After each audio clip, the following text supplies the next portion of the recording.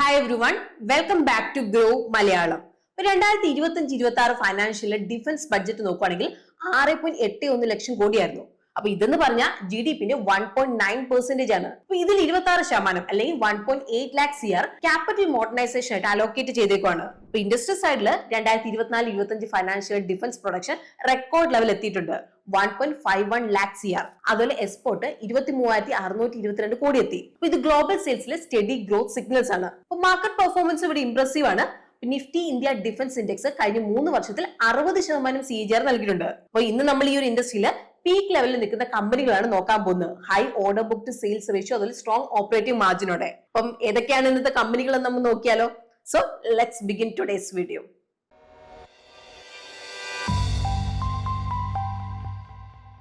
ഇന്നത്തെ നമ്മുടെ ആദ്യത്തെ കമ്പനി വരുന്നത് ഹിന്ദുസ്ഥാൻ എയറോനോട്ടിക്സ് ലിമിറ്റഡ് ആണ്. 2024 ഫൈനാൻഷ്യലില് ഓർഡർ ബുക്ക് 94,000 കോടിയായിരുന്നു. ഇത് 2025 ഫൈനാൻഷ്യൽ ആയപ്പോഴേക്ക് ഇരട്ടിയായി, 1.89 ലക്ഷം കോടി. റവന്യൂ 30,105 കോടി എത്തി.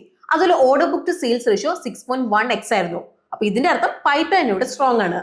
അതിൽ ഓപ്പറേറ്റിംഗ് മാർജിൻ 31%. ഇനി വാല്യുവേഷൻ സൈഡിൽ നമ്മൾ നോക്കുകയാണെങ്കിൽ ഓർഡർ ബുക്ക് നിലവിൽ മാർക്കറ്റ് ക്യാപ്പിന്റെ 0.57x ഈക്വൽ ആണ്. അതേസമയത്ത് കോമ്പറ്റേറ്റേഴ്സിന് ഈ റേഷ്യോ 6 മുതൽ 20% റേഞ്ചിലാണ്. അപ്പൊ ഇതിന്റെ അർത്ഥം കോമ്പറ്റേറ്റേഴ്സിന്റെ മാർക്കറ്റ് ക്യാപ്പ് ആ ഒരു ഓർഡർ ബുക്ക് വെച്ച് നോക്കുമ്പോൾ കൂടുതൽ ഇൻഫ്ലേറ്റഡ് ആണ്. ഇപ്പം Hindustan aeronautics limited defence PSU സ്പേസിലെ ലീഡർ ആണ്. ജസ്റ്റ് മാനുഫാക്ചറിങ് മാത്രമല്ല അവർ നൽകുന്നത്, പക്ഷെ ഒരു റിപ്പയർ, ഓവർഹോൾ, അതുപോലെ തന്നെ മെയിൻ്റെനൻസ് സർവീസസ് ഒക്കെ നൽകുന്നുണ്ട്. അപ്പൊ ബേസിക്കലി എയറോസ്പേസ് ആൻഡ് ഡിഫൻസ് സെക്ടറിൽ ലാർജസ്റ്റ് പ്ലെയർ ആണ്.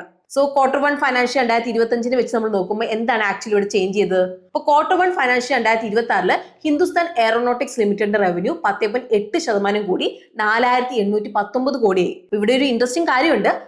താരതമ്യം എക്സ്പെൻസ് ഇവിടെ വളരെ പതുക്കെയാണ് കൂടിയത്, ജസ്റ്റ് 5.3%. അപ്പൊ ഇത് കാരണം ഓപ്പറേറ്റിംഗ് പ്രോഫിറ്റ് 29% കൂടി 1,288 കോടിയായി. ഓപ്പറേറ്റിംഗ് മാർജിൻ 381 ബേസിസ് പോയിന്റ്സ് ആയിട്ട് ഇംപ്രൂവ് ആയി 26.6% ആയി. എന്നാൽ റോ മെറ്റീരിയൽ കൺസപ്ഷൻ ഓൾമോസ്റ്റ് ഇവിടെ ഡബിൾ ആയി, സെയിൽസിന്റെ 66% വരെയായി. അപ്പോൾ ഒരു വർഷം മുന്നേ ഇത് 33% ആയിരുന്നു. എന്നാൽ സ്റ്റോക്ക് അഡ്ജസ്റ്റ്മെന്റ് ഇവിടെ നെഗറ്റീവ് ആയിരുന്നു. അതായത് ഒരു വർക്ക് ഇൻ പ്രോഗ്രസ് അല്ലെങ്കിൽ ഫിനിഷ് ഗുഡ്സ് സ്റ്റോക്ക് ആയിട്ട് ഇവിടെ ഉണ്ട്. അപ്പൊ ഇത് വരുന്ന ക്വാർട്ടറിൽ ഡെലിവറി ചെയ്യും. കാരണം കമ്പനിയുടെ ബിസിനസ് സീസണൽ പാറ്റേണിലാണ് ഇവിടെ നടക്കുന്നത്. ഇനിയിപ്പം അതർ ഇൻകം 2% മാത്രമേ ഇവിടെ വളർന്നിട്ടുള്ളൂ. പക്ഷേ നെറ്റ് പ്രോഫിറ്റിന് 54% ഇത്. അപ്പം ഇത് മെയിൻലി വന്നത് short term bank deposit interest നിന്നും അതുപോലെ ഇൻകം ടാക്സ് റീഫണ്ടിൽ നിന്ന് കിട്ടിയ ഇൻട്രസ്റ്റ് കൊണ്ടൊക്കെയാണ്. ഇപ്പം ഡിപ്രീസിയേഷൻ 24% കൂടിയപ്പോൾ ബോട്ടം ലൈൻ സ്ലിപ്പായി. നെറ്റ് പ്രോഫിറ്റ് 3.7% ഇടിഞ്ഞ് 1,384 കോടിയായി. അതൊരു net profit margin 433 basis points കുറഞ്ഞ് 28.7% ആയി. എന്നാൽ ഇവിടെ നോട്ട് ചെയ്യേണ്ട ഒരു കാര്യമുണ്ട്. നെറ്റ് പ്രോഫിറ്റിന്റെ വലിയൊരു ഭാഗം മെയിൻ ഓപ്പറേഷൻ അല്ല വരുന്നത്, അതർ ഇൻകത്തിൽ നിന്നാണ് വരുന്നത്. അപ്പൊ ഇതൊരു മെയിൻ ഇമ്പോർട്ടന്റ് പോയിന്റ് ആണ്. അപ്പൊ കമ്പനിയുടെ നെറ്റ് പ്രോഫിറ്റ് അതർ ഇൻകത്തിന്റെ ഷെയർ 2021 ഫൈനാൻഷ്യലിൽ 11% നിന്ന് 2025 ഫൈനാൻഷ്യലിൽ 31% കൂടി. സോ നമ്മൾ Q1 ഫൈനാൻഷ്യൽ 2026 ചേഞ്ചസ് നോക്കുകയാണെങ്കിൽ കമ്പനിയുടെ ഫോക്കസ് റിപ്പയർ ആൻഡ് ഓവർഹോളിൽ നിന്ന് മാനുഫാക്ചറിംഗിലേക്ക് മാറിയേക്ക് നമുക്ക് ഇവിടെ കാണാൻ വേണ്ടി സാധിക്കും. ഹിസ്റ്റോറിക്കലി റിപ്പയർ ആൻഡ് ഓവർഹോൾ റവന്യൂലേക്ക് 70% കോൺട്രിബ്യൂട്ട് ചെയ്യുന്നുണ്ട്. എന്നാൽ ഓർഡർ ബുക്കിൽ കോൺട്രിബ്യൂഷൻ ജസ്റ്റ് 9% മാത്രമാണ്. അതേസമയത്ത് 90% മാനുഫാക്ചറിംഗ് ആണ്. ഇത് നിലവിൽ റവന്യൂന്റെ 24% കോൺട്രിബ്യൂട്ട് ചെയ്യുന്നുണ്ട്. ഇവിടെ റീസൺ ക്ലിയർ ആണ്. ഗവൺമെന്റ് ഇനിഷ്യേറ്റീവ്സും അതുപോലെ ഇന്ത്യൻ എയർഫോഴ്സിന് സ്ക്വാഡ്രൺ റീബിൽഡ് ഡിമാൻഡും. അപ്പം ഇവിടെ ഏറ്റവും വലിയൊരു പുഷ് വരുന്നത് പുതിയ പ്രോജക്ട്സിൽ നിന്നാണ്. 156 LCH പ്രചണ്ഡിനായിട്ടുള്ള ഓർഡറിന്റെ മൂല്യം വരുന്നത് 62,700 കോടിയാണ്. അപ്പൊ ഇത് ഫൈനാൻഷ്യൽ 2025 റവന്യൂന്റെ 2 ഇരട്ടിയാണ്. 2025 ഓഗസ്റ്റില് 97 അഡീഷണൽ തേജസ് MK1A എന്നുള്ള അപ്രൂവൽ കിട്ടി. അതിന്റെ വില 62,000 കോടിയായിരുന്നു. അപ്പൊ ഇതിന്റെ അർത്ഥം കറക്റ്റ് എക്സിക്യൂഷൻ വഴി ഹിന്ദുസ്ഥാൻ എയറോനോട്ടിക്സ് ലിമിറ്റഡിന് ഓൾറെഡി 2030 വരെ റവന്യൂ വിസിബിലിറ്റി ഉണ്ട്. ഇപ്പൊ നിലവിലെ റൺ റേറ്റില് 2026 ഫൈനാൻഷ്യലില് മാനേജ്മെന്റ് 8 മുതൽ 10% റവന്യൂ ഗ്രോത്ത് ഗൈഡ് ചെയ്യുന്നുണ്ട്. അതുപോലെ 2027 ഫൈനാൻഷ്യൽ തൊട്ട് തുടർച്ചയായിട്ട് ഡബിൾ ഡിജിറ്റ് ഗ്രോത്തും അവർ പറയുന്നുണ്ട്. ഇനിയിപ്പോ ഒരു ഇമ്പോർട്ടന്റ് ആസ്പെക്ട് HCLന്റെ ക്യാഷ് കൺവേർഷൻ സൈക്കിൾ ആണ്. 2024 ഫൈനാൻഷ്യലിൽ 484 ദിവസമായിരുന്നു. പക്ഷെ 2025 ഫൈനാൻഷ്യലിൽ 634 ദിവസത്തിലേക്ക് എത്തി. അപ്പൊ ഇതിന്റെ ഒരു മെയിൻ കാരണം ഇൻവെന്ററി ഡേയ്സ് ആയിരുന്നു. ഇൻവെന്ററി ഡേയ്സ് 159 ദിവസത്തിൽ നിന്ന് 263 ദിവസമായിട്ട് കൂടി. അപ്പൊ കമ്പനിയുടെ വലിയ ഓർഡർ കറക്റ്റ് ആയിട്ട് എക്സിക്യൂട്ട് ചെയ്യാനായിട്ട് അവർ പ്രൊഡക്ട്സ് റെഡി ആയിട്ട് വെച്ചിരിക്കണം. അപ്പൊ അതിനവരെ ഇൻവെന്ററി ഡേയ്സ് കൂട്ടുന്നത്. ഇപ്പം നമ്മളൊരു എക്സാമ്പിൾ പറയുകയാണെങ്കിൽ ലൈറ്റ് യൂട്ടിലിറ്റി ഹെലികോപ്റ്ററിന്റെ പ്രൊക്യൂർമെന്റ് 2025 ഫൈനാൻഷ്യലിൽ 502 കോടിയായിട്ട് കൂടി. അപ്പൊ കഴിഞ്ഞ വർഷം ഇത് 142 കോടിയായിരുന്നു. ഇനിയിപ്പോ വേറൊരു സൈഡില് cash flow from operations year over year 66% കൂടി 13,645 കോടിയായി. അപ്പൊ ഇത് നെറ്റ് പ്രോഫിറ്റിന്റെ 1.63x ആണ്. അപ്പൊ എങ്ങനെയാണ് അപ്പൊ കമ്പനി കസ്റ്റമർ അഡ്വാൻസും മൈൽ സ്റ്റോൺ റെസിപ്റ്റ്സും 14,000 കോടി അവർക്ക് ലഭിച്ചു. അപ്പൊ ഇത് കോൺട്രാക്ട് ലയബിലിറ്റീസ് എന്ന കാറ്റഗറിയിൽ ബുക്ക് ചെയ്തു. അപ്പൊ ഇതിന്റെ അർത്ഥം ക്യാഷ് വന്നു, പക്ഷെ ഇത് കൂടുതലും കസ്റ്റമർ ഫണ്ടഡ് വർക്കിംഗ് ക്യാപിറ്റൽ ആണ്. ഓർഡർ എക്സിക്യൂഷനെ ഡിപ്പെൻഡ് ചെയ്തിട്ട് ഇതിരിക്കും. ഇനിയിപ്പോ നമ്മളിവിടെ ശ്രദ്ധിക്കേണ്ട കുറച്ച് കാര്യങ്ങളും കൂടിയുണ്ട്. അപ്പൊ ആദ്യത്തെ പറയുവാണെങ്കിൽ എക്സിക്യൂഷൻ ഡിലേ ആണ്.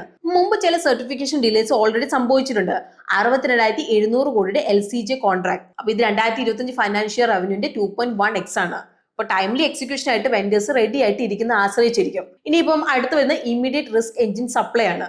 ഇപ്പൊ G404 എഞ്ചിന്റെ ഡെലിവറി റഷ്യ ഉക്രൈൻ വാർ റിലേറ്റഡ് ഇഷ്യൂ കാരണം ഡിലേ ആയി. ഇത് തേജസ് ഷെഡ്യൂളിനെ പുഷ് ബാക്ക് ചെയ്യും. ഇനി നമ്മുടെ അടുത്ത കമ്പനി വരുന്ന മസഗോൺ ഡോക്ക് ലിമിറ്റഡ് ആണ്. ഇപ്പൊ 2023 ഫൈനാൻഷ്യലില് ഓർഡർ ബുക്ക് 38,755 കോടിയായിരുന്നു. അപ്പൊ ഇത് 2025 ഫൈനാൻഷ്യൽ ആയപ്പോഴേക്കും 32,260 കോടിയായിട്ട് കുറഞ്ഞു. മെയിൻലി കോൺട്രാക്ട് എക്സിക്യൂഷൻ അതിൽ ലിമിറ്റഡ് ന്യൂ ഇൻഫ്ലോസ് കാരണം. 2025 ഫൈനാൻഷ്യലില് റവന്യൂ 11,432 കോടിയായിരുന്നു. അതുകൊണ്ട് order book to sales ratio 2.82x ആയിരുന്നു. എന്നാൽ order book to market cap ratio 0.27x മാത്രമാണ്. ഇപ്പൊ മസഗോൺ ഡോക്ക് ഇന്ത്യയിൽ എന്താണ് ഏറ്റവും പഴയതും അതുപോലെ സ്ട്രാറ്റജിക്കലി ഇമ്പോർട്ടന്റ് ഷിപ്പ് യാർഡ് ആണ്.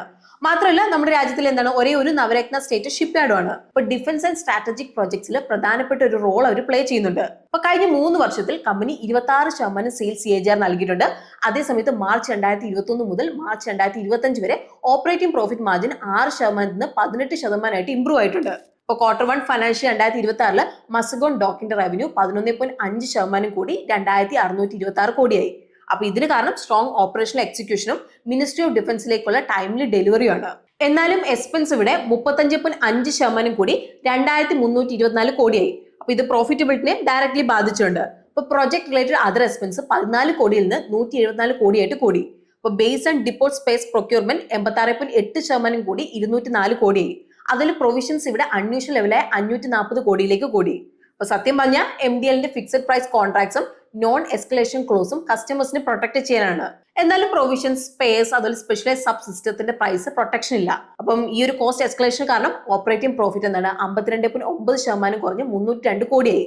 അതിൽ operating profit margin 1,374 basis points ചുരുങ്ങി 11.5%. ഇപ്പൊ പ്രോഫിറ്റ് മാർജിൻ നല്ല രീതിയിൽ കുറഞ്ഞു. എന്നാൽ നമ്മളിവിടെ നോട്ട് ചെയ്യാൻ മാത്രമുള്ള ഒരു കാര്യമുണ്ട്. അതർ ഇൻകം 6% കൂടി. അതിൽ നെറ്റ് പ്രോഫിറ്റിലേക്ക് 64% കോൺട്രിബ്യൂട്ട് ചെയ്യുന്നുണ്ട്. ഈവൻ ദോ നെറ്റ് പ്രോഫിറ്റ് 35.1% ഇടിഞ്ഞ് 452 കോടിയായി. അതിൽ net profit margin 1,632 basis points ചുരുങ്ങി 17.2%. ഇപ്പൊ പ്രോഫിറ്റിന് വലിയൊരു ഭാഗം ഓപ്പറേഷൻസ് എന്നല്ല വരുന്ന ബാങ്ക് ഡെപ്പോസിറ്റ് ഇൻട്രസ്റ്റ് പോലത്തെ അതർ ഇൻകം സോഴ്സിൽ നിന്നാണ് വരുന്നത്. ഇപ്പം കമ്പനിയുടെ ഏറ്റവും വലിയ growth driver domestic defence contracts ആണ്. മെയിൻലി സബ്മറൈൻസ് മുതൽ നെക്സ്റ്റ് ജനറേഷൻ വാർഷിപ്സ്. അപ്പൊ മാനേജ്മെന്റ് ഇവിടെ പ്രതീക്ഷിക്കുന്നത് 2025 ഫൈനാൻഷ്യൽ ഓർഡർ ബുക്ക് 32,000 കോടിയിൽ നിന്ന് കൂടിയിട്ട് എന്താണ് 1,25,000 കോടിയിലധികം ആകുമെന്നാണ്. അപ്പൊ P75 അതുപോലെ തന്നെ MCMV പോലത്തെ പ്രോജക്ട്സിൽ നിന്ന് ഇപ്പൊ 2 മുതൽ 2.5 ലക്ഷം കോടി മൂല്യമുള്ള ഒരു ഇമ്മീഡിയറ്റ് പൈപ്പ് ലൈൻ അടുത്ത 18 മുതൽ 24 മാസത്തിൽ ആക്ച്വൽ ആയിട്ട് വരാൻ വേണ്ടിയിട്ട് സാധ്യതയുണ്ട്. അപ്പൊ നിലവിൽ Q1 ഫൈനാൻഷ്യൽ 2026 പ്രകാരം കമ്പനിക്ക് 29,919 കോടിയുടെ ഓർഡർ ബുക്ക് ആണ് ഉള്ളത്. എന്നാൽ മസഗോൺ ഡോക്കിന്റെ മീഡിയം ടേം ഗ്രോത്ത് ഗൈഡൻസ് 8 മുതൽ 10% ആണ്. അപ്പൊ മുമ്പ് ഇത് 20%-ലധികം ഗ്രോത്ത് വെച്ച് നമ്മൾ നോക്കുമ്പോൾ ഇത് വളരെ കുറവ് തന്നെയാണ്. അപ്പൊ വലിയ കോൺട്രാക്ട് എക്സിക്യൂട്ട് ചെയ്യാനായിട്ട് ടൈം വളരെ കൂടുതൽ എടുക്കും. ഇപ്പം ഒരു എക്സാമ്പിൾ പറയുകയാണെങ്കിൽ P75 അതുപോലെ P75 സബ്മറൈൻ പ്രോജക്ട്സ്, ഈ ഒരു പ്രോജക്ട്സിനൊക്കെ ഓൾറെഡി കുറച്ച് ഡിലേ വന്നിട്ടുണ്ട്. അപ്പൊ ഈ ഒരു സ്ട്രാറ്റജിക് എക്സ്പാൻഷന്റെ പാർട്ടായിട്ട് കമ്പനി ശ്രീലങ്കയിലെ കൊളംബോ ഡോക്യാർഡ് PLC-യിൽ എന്താണ് 51% സ്റ്റേക്ക് അക്വയർ ചെയ്തു 452 കോടിക്ക്. അപ്പം ഇതാണ് എന്താണ് അവരുടെ ഫസ്റ്റ് ഇന്റർനാഷണൽ വെഞ്ചർ. അപ്പൊ ഇതുകൊണ്ട് തന്നെ MDL സൗത്ത് ഏഷ്യ മാരിടൈം സെക്ടറിലെ ഒരു മെയിൻ പ്ലെയർ ആയിട്ട് എസ്റ്റാബ്ലിഷ് ചെയ്യാൻ വേണ്ടിയിട്ട് അവർക്ക് സാധിക്കും. അപ്പൊ കമ്പനിയുടെ എക്സിക്യൂഷൻ സൈക്കിൾ നമ്മൾ നോക്കുവാണെങ്കിൽ 2025 ഫൈനാൻഷ്യലിൽ മസഗോൺ ഡോക്കിന്റെ ഇൻവെന്ററീസ് 5,728 കോടിയിൽ നിന്ന് 4,537 കോടിയായിട്ട് കുറഞ്ഞു. അതായത് ഏകദേശം 21% ഇടിഞ്ഞു. റിസീവബിൾസ് 1,847 കോടിയിൽ നിന്ന് 1,067 കോടിയായി 42% ഇടിഞ്ഞു. അപ്പൊ കളക്ഷൻ സ്ട്രോങ് ആകുന്നതാണ് ഇത് കാണിക്കുന്നത്. അപ്പൊ ഇത് ക്യാഷ് കൺവേർഷൻ സൈക്കിളും റിഫ്ലക്ട് ആയി. ഇൻവെന്ററി ഡേയ്സ് 605 ദിവസത്തിൽ നിന്ന് 373 ദിവസമായി. അപ്പം അതുപോലെ തന്നെ എന്താണ് ഓവറോൾ ക്യാഷ് സൈക്കിൾ നമ്മൾ നോക്കുവാണെങ്കിൽ 285 ദിവസത്തിൽ നിന്ന് 106 ദിവസമായി. ഒരു decent working capital management sign ആണിത്. അപ്പൊ ഈ ഒരു ഇമ്പാക്ട് ക്യാഷ് ഫ്ലോയിലും വിസിബിൾ ആണ്. റിസീവബിൾ കളക്ഷൻ സ്ട്രോങ് ആയതുകൊണ്ടും അതുപോലെ ഇൻവെന്ററി റോൾ ഔട്ട് ബെറ്റർ ആയതുകൊണ്ടും ക്യാഷ് ഫ്രം ഓപ്പറേറ്റിംഗ് ആക്ടിവിറ്റീസ് 204% കൂടി 684 കോടിയിൽ നിന്ന് 2,078 കോടിയായി. പക്ഷേ എക്സിക്യൂഷൻ മാത്രം ഇവിടെ പോരാ. മസഗോൺ ഡോക്കിന്റെ ഈ അടുത്ത് തന്നെ ഏറ്റവും വലിയൊരു ചലഞ്ച് എന്ന് പറഞ്ഞാൽ ലോസ് മേക്കിംഗ് ഓർഡറിനായിട്ടുള്ള പ്രൊവിഷൻ ആണ്. 2025 ഫൈനാൻഷ്യലിൽ കോസ്റ്റ് ഗാർഡ് FPV അതൊരു ഡെൻമാർക്ക് കോൺട്രാക്ട്സിനായിട്ട് 532 കോടിയുടെ പ്രൊവിഷൻ ക്രിയേറ്റ് ചെയ്തിട്ടുണ്ട്. കാരണം ബിഡ് പ്ലേസ് ചെയ്തതിനു ശേഷം ഇൻപുട്ട് കോസ്റ്റ് നല്ല രീതിയിൽ കൂടി. അപ്പൊ ഈ ഒരു പ്രൊവിഷൻ എബിറ്റ മാർജിനെ ഡയറക്റ്റ് ആയിട്ട് ബാധിച്ചിട്ടുണ്ട്. ഇനി രണ്ടാമത്തെ പ്രഷർ വന്ന് വലിയ ഡിഫൻസ് ഓർഡർ ഡിലേ ആയത് തന്നെയാണ്. ഇപ്പം ഒരു എക്സാമ്പിൾ ആയിട്ട് പറയുകയാണെങ്കിൽ P-75 സബ്മറൈൻ കോൺട്രാക്ട്സ് എടുക്കുകയാണെങ്കിൽ ജാനുവരി 2025 മെസഗോൺ ഡോക്ക് 70,000 കോടിയുടെ ഓർഡർ ആണ് അവർ ജയിച്ചിട്ടുണ്ട്. എന്നാൽ ഫസ്റ്റ് ഡെലിവറി എന്താണ് 2032 മുമ്പ് നടക്കില്ല. അപ്പൊ അതുപോലെ എന്താണ് മൂന്നാമത്തെ ഇവിടെ റിസ്ക് വരുന്നത് സബ് കോൺട്രാക്ടിങ് കോസ്റ്റിൽ നിന്നാണ് വരുന്നത്. ഇപ്പം MDL 27 ഷിപ്സ് അടുപ്പിച്ച് പണിയുന്നുണ്ട്. പക്ഷെ ഇൻഹൗസ് കപ്പാസിറ്റി എന്താണ് ഇവിടെ ലിമിറ്റഡ് ആയതുകൊണ്ട് തന്നെ ഒരു വലിയ പോർഷൻ ഇവിടെ എന്തായാലും ഔട്ട്സോഴ്സ് ചെയ്യണം. ഔട്ട്സോഴ്സ് ചെയ്യുന്നത് ഇൻഹൗസ് എക്സിക്യൂഷനേക്കാളും ചെലവ് കൂടുതലാണ് ഇവിടെ. അതുകൊണ്ട് തന്നെ എന്താണ് മാർജിൻ ഇത് ബാധിക്കും. പ്രത്യേകിച്ച് എന്താണ് വലിയ ഷിപ്സ് ഒക്കെ പണിയുമ്പോൾ. ഇപ്പൊ സബ്മറൈൻസിന്റെ റവന്യൂ റെക്കഗ്നൈസേഷൻ സൈക്കിൾ ഡിലേ ആകാനുള്ള ചാൻസ് ഉണ്ട്. കാരണം propulsion system issues, important critical കോമ്പോണൻസിലേക്കുള്ള ഡിപ്പെൻഡൻസ്, അതുപോലെ നമ്മൾ നോക്കുകയാണെങ്കിൽ ടെസ്റ്റിംഗ് അല്ലെങ്കിൽ സീ ട്രയൽ ടൈം സ്ലോട്ട്സ് വളരെ ടൈറ്റ് ആണ്. അപ്പം ഇതെല്ലാം ടൈം ലൈൻ കൂടുതൽ ഇവിടെ പുഷ് ചെയ്യും. ഇനി ഇന്നത്തെ നമ്മുടെ മൂന്നാമത്തെ കമ്പനി വരുന്നത് സോളാർ ഇൻഡസ്ട്രീസ് ആണ്. ഇപ്പൊ 2025 ഫൈനാൻഷ്യലില് കമ്പനിക്ക് ഏകദേശം 16,800 കോടിയുടെ ഓർഡർ ബുക്ക് ഉണ്ട്. അപ്പൊ ഇതെന്ന് പറഞ്ഞത് 2025 ഫൈനാൻഷ്യൽ റവന്യൂന്റെ 2.23 ടൈംസ് ആണ്. എന്നാൽ ഇവിടെ അവിടെ മാർക്കറ്റ് ക്യാപ്പ് ആയിട്ട് നമ്മൾ കമ്പയർ ചെയ്യുമ്പോൾ ഓർഡർ ബുക്ക് എന്താണ് ഇവിടെ ചെറുതാണ്, ജസ്റ്റ് 0.12x ആണ്. അപ്പൊ കോമ്പറ്റേറ്റേഴ്സ് വെച്ച് നോക്കുമ്പോൾ ഈ റേഷ്യോ ഡിഫറന്റ് ആണ്. ചിലർക്ക് ഇത് ഏകദേശം 20%. അതിൽ HALന്റെ കേസ് നമ്മൾ നോക്കുകയാണെങ്കിൽ ഇത് 57%. അപ്പം ഇതിന്റെ അർത്ഥം കോമ്പറ്റേറ്റേഴ്സിന്റെ മാർക്കറ്റ് ക്യാപ്പ് അവരുടെ ഓർഡർ ബുക്ക് ആയിട്ട് നമ്മളിവിടെ കമ്പയർ ചെയ്യുമ്പോൾ ഓവർ വാല്യൂഡ് ആയിട്ട് ഇവിടെ തോന്നിക്കുന്നുണ്ട്. ഇനി നമുക്ക് ആദ്യത്തെ മെയിൻ ചേഞ്ചസ് എന്തൊക്കെയാണെന്നുള്ളത് നമുക്ക് നോക്കാം. ഇപ്പൊ സോളാർ ഇൻഡസ്ട്രീസ് ഇന്ത്യ ലിമിറ്റഡിന്റെ മെയിൻ ബിസിനസ് എന്ന് ഇവിടെ പറയുന്നത് ഡിഫൻസ് ആപ്ലിക്കേഷൻ ആയിട്ട് ഇൻഡസ്ട്രിയൽ എക്സ്പ്ലോസീവ്സ്, ഇനീഷ്യേറ്റീവ് ഡിവൈസസ്, അതുപോലെ ഹൈ എനർജി മെറ്റീരിയൽസ് പ്രൊഡ്യൂസ് ചെയ്യുക എന്നുള്ള കാര്യമാണ്. ഇനി നമ്മൾ ഫൈനാൻഷ്യൽസ് വെച്ച് തുടങ്ങുവാണെങ്കിൽ കഴിഞ്ഞ 3 വർഷത്തിൽ സെയിൽസ് 24% CAGR ഇവിടെ വളർന്നിട്ടുണ്ട്. അതുപോലെ പ്രോഫിറ്റ് നമ്മൾ നോക്കുവാണെങ്കിൽ 42% CAGR വളർന്നിട്ടുണ്ട്. അതുപോലെ ഓപ്പറേറ്റിംഗ് പ്രോഫിറ്റ് മാർജിൻ 19% നിന്ന് 27% ഇവിടെ കൂടിയിട്ടുണ്ട്. ഇപ്പോൾ Q1 ഫൈനാൻഷ്യൽ 2026 സോളാർ ഇൻഡസ്ട്രീസിന്റെ റവന്യൂ 27.8% കൂടി 2,154 കോടിയായി. അപ്പൊ ഇത് സ്ട്രോങ് ടോപ്പ് ലൈൻ മൊമെന്റം ആണ് കാണിക്കുന്നത്. അപ്പൊ ഈ ഒരു ഗ്രോത്തിന് 2 ഫാക്ടേഴ്സ് നിന്നാണ് വന്നത്. ആദ്യത്തെ എക്സ്പോർട്ട് ആൻഡ് ഓവർസീസ് മാർക്കറ്റ് ആണ്. ഇവിടെ സെയിൽസ് ഓൾ ടൈം ഹൈ ആയ 826 കോടി എത്തി. ഇയർ ഓവർ ഇയർ 43% മാർക്ക് ചെയ്തിട്ടുണ്ട്. അപ്പൊ മാനേജ്മെന്റ് സ്പെസിഫിക്കലി സൗത്ത് ആഫ്രിക്കയിലുള്ള പെർഫോമൻസ് ഹൈലൈറ്റ് ചെയ്തിട്ടുണ്ട്. രണ്ടാമത്തെ ഡിഫൻസ് സെഗ്മെന്റ് ആണ്. ഇവിടെ റവന്യൂ ഇരട്ടിയായിട്ടുണ്ട്, 418 കോടിയായി. അതായത് 115% വളർന്നു. 15,000 കോടിയുടെ സ്ട്രോങ് ഡിഫൻസ് ഓർഡർ ബുക്ക് ഇതിന് സപ്പോർട്ട് ആയിട്ടുണ്ട്. അപ്പൊ പിനാക്ക ഓർഡേഴ്സ് കൊമേഴ്ഷ്യലൈസ് ചെയ്തു. ഭാർഗവാസ്ത്ര അതുപോലെ യുദ്ധരാഷ്ട്ര പോലത്തെ സിസ്റ്റത്തിന് സക്സസ്ഫുൾ ടെസ്റ്റ് നടന്നതും കമ്പനിയുടെ റിസർച്ച് ആൻഡ് ഡെവലപ്മെന്റ് സ്ട്രെങ്ത്തും ഓർഡർ വിസിബിലിറ്റി രണ്ടും കൂടുതൽ സ്ട്രോങ് ആക്കി. എന്നാലും ഇവിടെ എന്താണ് എക്സ്പെൻസ് വളരെ വേഗത്തിൽ കൂടിയിട്ടുണ്ട്. 31% കൂടി 1,620 കോടിയായി. Mainly employee cost 40%, other expense 46% കൂടിയതുകൊണ്ടാണ്. അപ്പൊ ഇത് മാർജിനെ ബാധിച്ചിട്ടുണ്ട്. എബിറ്റ 19% മാത്രം വളർന്ന് 535 കോടിയായി. അതിൽ operating profit margin 181 basis points ഇടിഞ്ഞ് 24.8% ആയി. ഇപ്പൊ ബോട്ടം ലൈൻ 17.3% വളർന്ന് 353 കോടിയായി. ഇപ്പൊ ഗ്രോത്ത് നന്നായിട്ടുണ്ട്. പക്ഷെ മാർജിൻ പ്രഷർ ഇവിടെ ക്ലിയർ ആയിട്ട് കാണാൻ വേണ്ടി പറ്റും. ഇപ്പം കമ്പനിയുടെ ടോട്ടൽ കൺസോളിഡേറ്റഡ് ഓർഡർ ബുക്ക് 16,800 കോടിയിലധികമാണ്. അപ്പൊ ഇതിൽ ഡിഫൻസ് സെക്ടർ മാത്രം 15,000 കോടിയിലധികം കോൺട്രിബ്യൂട്ട് ചെയ്യുന്നുണ്ട്. അതുപോലെ ഇവിടെ ഇൻട്രസ്റ്റിംഗ് ആയിട്ടുള്ള ഒരു കാര്യം, ഇതിൽ 8,000 കോടിയിലധികം ഇന്റർനാഷണൽ മാർക്കറ്റിൽ നിന്നാണ് വരുന്നത്. ഇപ്പൊ 2026 ഫൈനാൻഷ്യലിലെ റവന്യൂ ടാർഗറ്റ് 10,000 കോടിയാണ്. ഇപ്പൊ ഇവിടെ ഏകദേശം 3,000 കോടി ഡിഫൻസിൽ നിന്ന് വരുമെന്നാണ് ഇവിടെ പ്രതീക്ഷിക്കുന്നത്. അതുപോലെ 3,500 മുതൽ 4,000 കോടി ഇന്റർനാഷണൽ മാർക്കറ്റിൽ നിന്ന് വരുമെന്നാണ് പ്രതീക്ഷിക്കുന്നത്. അതേസമയത്ത് ഇവിടെ ലക്ഷ്യമിടുന്നത് എബിറ്റ മാർജിൻ ഇംപ്രൂവ് ചെയ്യാനായിട്ടാണ്. അപ്പം നിലവിൽ ഇപ്പൊ എന്താണ് 24% ഉള്ളത്, അത് 27% ഇംപ്രൂവ് ചെയ്യാൻ വേണ്ടിയിട്ടാണ് ഇവിടെ ലക്ഷ്യമിടുന്നത്. അപ്പോൾ ഈ അടുത്ത് എന്താണ് ഭാർഗവാസ്ത്ര അതുപോലെ യുദ്ധരാഷ്ട്ര പോലത്തെ ടെസ്റ്റ് ഓൾറെഡി സക്സസ് ആയത് ഇവരുടെ കോൺഫിഡൻസിനെ എന്താണ് നല്ലപോലെ സ്ട്രോങ് ആക്കിയിട്ടുണ്ട്. അപ്പം ഇതിന്റെ കൂടെ ഇപ്പൊ എന്താണ് 20,000 കോടിയുടെ UAV ടെൻഡേഴ്സും വരുന്നുണ്ട്. 2026 ഫൈനാൻഷ്യലില് ക്യാപെക്സ് ഗൈഡൻസ് 2,500 കോടിയാണ്. പ്രൊജക്ടഡ് റവന്യൂവിന്റെ 25% ഇത് വരുന്നുണ്ട്. കൂടാതെ കമ്പനിയുടെ സ്ട്രോങ് പോയിന്റിൽ ഒന്ന് പറയുന്നത് കഴിഞ്ഞ 3 വർഷത്തിൽ cash flow from operation to net profit ratio തുടർച്ചയായിട്ട് ഇംപ്രൂവ് ആയിട്ടുണ്ട്. 0.65 നിന്ന് 1.92 ആയിട്ട് കൂടി. അപ്പം ഇത്രയും അധികം കൂടാൻ കാരണമായത് കോൺട്രാക്ച്വൽ ലയബിലിറ്റീസ് വളരെയധികം കൂടിയതുകൊണ്ടാണ്. മെയിൻലി കസ്റ്റമർ അഡ്വാൻസ് ഫോമില്. അപ്പൊ ഇത് കാരണം cash flow from operations year over year കൂടി. ഇനിയിപ്പം വേറൊരു സൈഡിൽ നമ്മൾ നോക്കുവാണെങ്കിൽ ക്യാഷ് കൺവേർഷൻ സൈക്കിൾ കോൺസ്റ്റന്റ് ആയിട്ട് തന്നെ നിന്നു. പക്ഷേ ഇവിടെ കാര്യങ്ങൾ നമ്മൾ ശ്രദ്ധിക്കണം. അതായത് കമ്പനിയുടെ ഗ്രോത്ത് മെയിൻലി 1,500 കോടി ഡിഫൻസ് ഓർഡർ ബുക്കിന്റെ ടൈംലി എക്സിക്യൂഷൻ ആശ്രയിച്ചാണ് ഇവിടെ മെയിൻലി ഇരിക്കുന്നത്. ഇപ്പം ഡിഫൻസ് സ്പെൻഡിങ് അല്ലെങ്കിൽ ഓർഡർ ഇപ്പൊ ഡിലേ ആയിട്ടുണ്ടെങ്കിൽ 20%-ലധികമുള്ള ഗ്രോത്ത് എന്താണ് ഇവിടെ സ്ലോ ആവും. ഇനി രണ്ടാമത്തെ റിസ്ക് എന്ന് പറഞ്ഞാൽ ജിയോ പൊളിറ്റിക്സ് അതുപോലെ തന്നെ കറൻസി വോളറ്റിലിറ്റി ആണ്. അതിൽ നിന്നാണ് രണ്ടാമത്തെ റിസ്ക് വരുന്നത്. ഇപ്പൊ ഒരു എക്സാമ്പിൾ നമ്മൾ പറയുകയാണെങ്കിൽ ടർക്കി പോലെയുള്ള ഹൈപ്പർ ഇൻഫ്ലേഷൻ ഉള്ള മാർക്കറ്റിൽ Q1 ഫൈനാൻഷ്യൽ 2026 എബിറ്റ മാർജിൻ ഏകദേശം 150 ബേസിസ് പോയിന്റ്സ് കൂടി ഡൗൺ ആയി. കൂടാതെ എന്താണ് ഈ തവണ കാലവർഷം നേരത്തെ വന്നതുകൊണ്ട് തന്നെ സൈറ്റ് വർക്കും ലോജിസ്റ്റിക്സ് ഒക്കെ എന്താണ് സ്ലോ ആയി. അപ്പൊ അതുകൊണ്ട് തന്നെ കുറച്ച് ഓർഡേഴ്സ് ഒക്കെ ഇവിടെ പോസ്റ്റ്പോണ്ട് ചെയ്യേണ്ടതായിട്ട് വന്നിട്ടുണ്ട്. അപ്പോൾ ഇവിടെ ഇമ്പാക്ട് ക്ലിയർ ആണ്. ഹൗസിംഗ് ആൻഡ് ഇൻഫ്രാ സെഗ്മെന്റിൽ ഇയർ ഓവർ ഇയർ 11% കുറഞ്ഞു. CIL എന്താണ് ഇയർ ഓവർ ഇയർ 3.3% ഡൗൺ ആയി. ഇനി വാലുവേഷൻ ആണ് അടുത്ത റിസ്ക് വരുന്നത്. ഇപ്പോൾ 5 ഇയർ മീഡിയൻ PE ആയിട്ടുള്ള 62x വെച്ച് നമ്മൾ കമ്പയർ ചെയ്യുമ്പോൾ സ്റ്റോക്ക് ഇപ്പം നിലവിൽ 105x PE ട്രേഡ് ചെയ്യുന്നത്.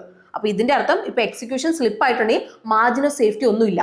സോ ഇതാണ് സ്ട്രോങ് ഓർഡർ ബുക്കും സ്ട്രോങ് ഓപ്പറേറ്റീവ് മാർജിനുള്ള 3 ഡിഫൻസ് കമ്പനികൾ. പക്ഷേ ചില റിസ്ക്കും എന്താണ് ഇവിടെ ഉണ്ട്. അപ്പോൾ നിങ്ങൾക്ക് എന്താണ് തോന്നുന്നത്? ലോങ് ടേമിലേക്ക് ഹോൾഡ് ചെയ്യാവുന്ന കമ്പനികളാണോ ഇതൊക്കെ? അപ്പൊ നിങ്ങളുടെ അഭിപ്രായം നിങ്ങൾക്ക് താഴെ കമന്റ്സിൽ നമ്മളോട് ഷെയർ ചെയ്യാവുന്നതാണ്. അതുപോലെ ഇന്നത്തെ വീഡിയോ നിങ്ങൾക്ക് യൂസ്ഫുൾ ആയിട്ടുണ്ടാവും തന്നെയാണ് നമ്മൾ പ്രതീക്ഷിക്കുന്നത്. അപ്പോൾ വീഡിയോ യൂസ്ഫുൾ ആയിട്ടുണ്ടെങ്കിൽ വീഡിയോ ലൈക്ക് ചെയ്യാൻ വേണ്ടിയിട്ട് ശ്രദ്ധിക്കണം. പിന്നെ ഇന്നത്തെ വീഡിയോ നമ്മൾ ഫുള്ളി എഡ്യൂക്കേഷണൽ പർപ്പസിനായിട്ടാണ് ചെയ്തിരിക്കുന്നത്. ഇതൊരു ഇൻവെസ്റ്റ്മെന്റ് അഡ്വൈസ് അല്ല. അപ്പോൾ നിങ്ങൾ ഏതെങ്കിലും ഒരു കമ്പനിയിലേക്ക് ഇൻവെസ്റ്റ് ചെയ്യുന്നതിന് മുമ്പ് നിങ്ങൾ ഡീറ്റെയിൽ ആയിട്ട് റിസർച്ച് ചെയ്തതിനു ശേഷം മാത്രം ഇൻവെസ്റ്റ് ചെയ്യാൻ വേണ്ടിയിട്ട് ശ്രദ്ധിക്കണം. സോ നമുക്ക് പുതിയൊരു വീഡിയോ ആയിട്ട് ഗ്രോ മലയാളം ചാനലിലൂടെ പെട്ടെന്ന് കാണാം. അതുവരെ take care, happy investing and bye from Rincy.